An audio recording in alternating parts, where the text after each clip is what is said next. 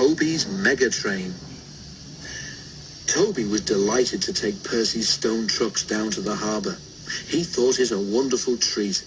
Percy could not understand why. "It's only a harbour," he said. "Nothing special." "I like it," said Toby. "It reminds me of the old days. I worked at a harbour on the other railway. I told you, remember?" Because Toby had only a small water tank, he always had to refill it at the station by the river. "What if we've run out of water halfway?" Toby wondered anxiously. "We shan't," said his driver confidently. "But what if the water column breaks down?" asked Toby. "Thomas warned me about the water from that river."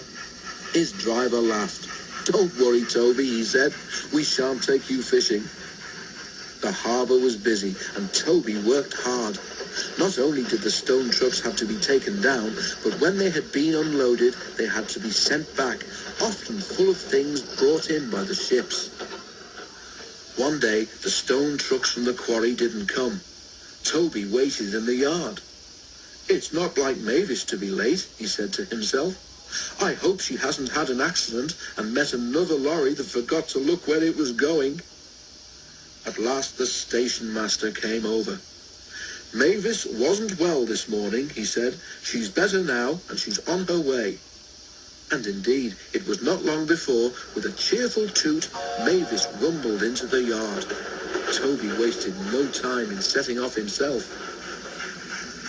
At the harbour, Toby found so many trucks waiting to go back that there was hardly room for what he had brought. "Phew," whistled the driver.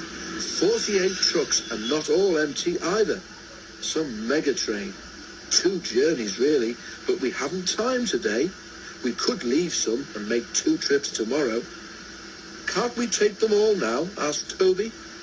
The guard scratched his head, and Toby's crew looked doubtful. "We shall be all right," urged Toby, and so they agreed. But Toby had forgotten his small water tank.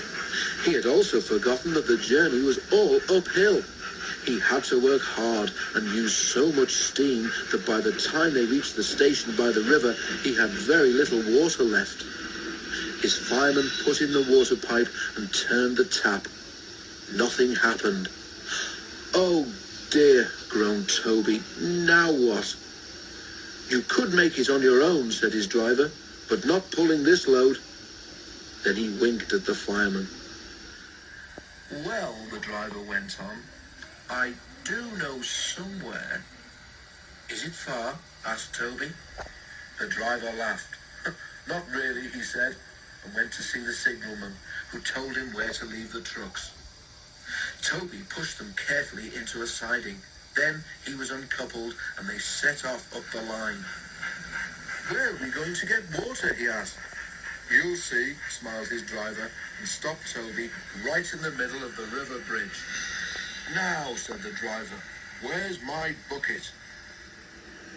"Oh," protested Toby, "you promised." His driver and fireman laughed heartily. "We're only pulling your wheels, Toby," they said at last. "We'll go to the top station for water, then come back for the trucks." When Toby told Percy what had happened, Percy wanted to help, but his driver reminded him that he had a train of his own to run in a few minutes. "Don't worry," said Toby. "I'll follow you down and have those trucks back up here in a jiffy." And he did too.